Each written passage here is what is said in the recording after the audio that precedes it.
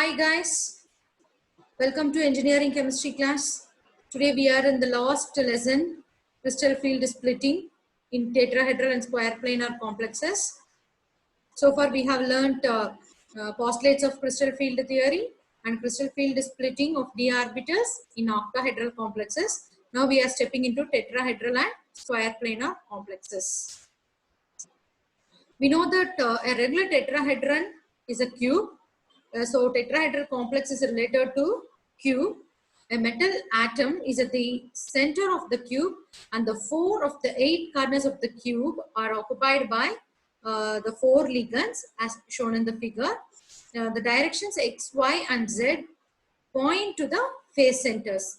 The dx square minus y square and dz square orbitals point along the x, y, z directions, and dxy, dzx and dyz orbitals point in between x, y and z directions.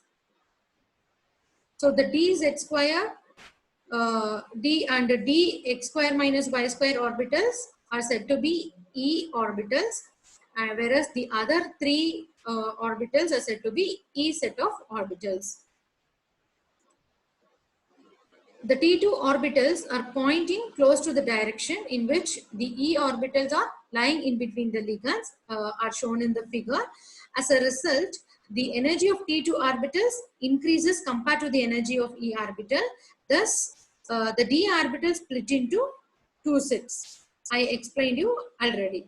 The T2 orbitals are raised by 0.4 del T in energy, and the E orbitals are stabilized by 0.6 del T or 3 by 5 del T in energy. The energy difference between the 2 set of orbitals will be half the magnitude of that in octahedral complex del O. Since the splitting is smaller, all the tetrahedral complexes exhibit weak field and high spin complexes. These are the arrangement of d orbitals in tetrahedral complex. Now we are going to see square planar complexes. Crystal field splitting in square planar complexes.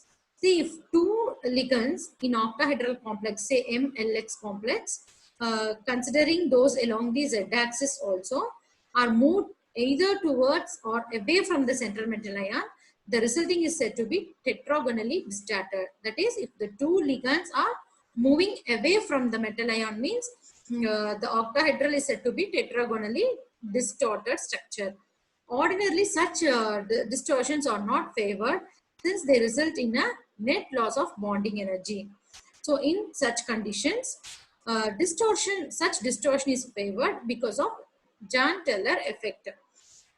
You consider the metal complex Ma2B4. This will have a tetragonal symmetry. So for now, we'll consider the limiting case of tetragonal elongation, a square planar ML4 complex for the purpose of deriving its d orbital splitting pattern. The removal of ligands from z direction completely leads to the square planar geometry from the octahedral complex. So this geometry is favored only by metal ions having D8 configuration in the presence of strong field ligands. So this combination gives low spin complexes where the first 4 orbitals are occupied and the high energy dx square minus y square orbital is unoccupied. This is the structure of square planar complexes. Z-axis is completely removed from the octahedral complex. So we will get a square planar complex. 4 ligands in a square planar arrangement around the central metal ion would have the greatest influence on dx square minus y square. So the energy of this orbital will be raised more, and this is unoccupied as I told. The dxy orbital lying in the same plane but between the ligands will also have greatest energy. So this effect will be lesser than the dx square minus y square orbital. It is not possible to predict exactly the effect of ligand on the remaining orbitals, though it will be less on dx square minus y square and dxy orbital. but dxz and dyz pair will always be affected equally, and therefore they remain degenerate. You see from this figure, the crystal field diagram for the tetragonally distorted complex and the square planar complexes is shown here. In the case of nickel 2 plus ion, that is, they have D8 electronic configuration. If the strong field ligand is present, uh, such as cyanide ion is required to effect a square planar complex formation.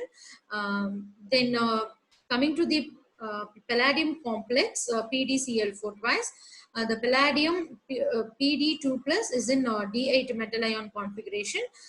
Even a weak field ligand such as chlorine leads to the formation of square planar complex. That's all, students.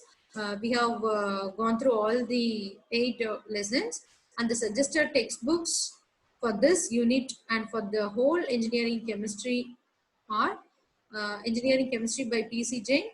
You can refer the Engineering Chemistry by Prashanta Rath, Rama Devi Madam, and Venkatramana Reddy and S. Chakraborty. This second book was authored by our JNTU faculty members, and P.C. Jain is an older book. These two books are suggested, and you can refer the Fundamentals of Molecular Spectroscopy for the second unit, and remaining 3 books are for first unit. All the best, students. Thanks for listening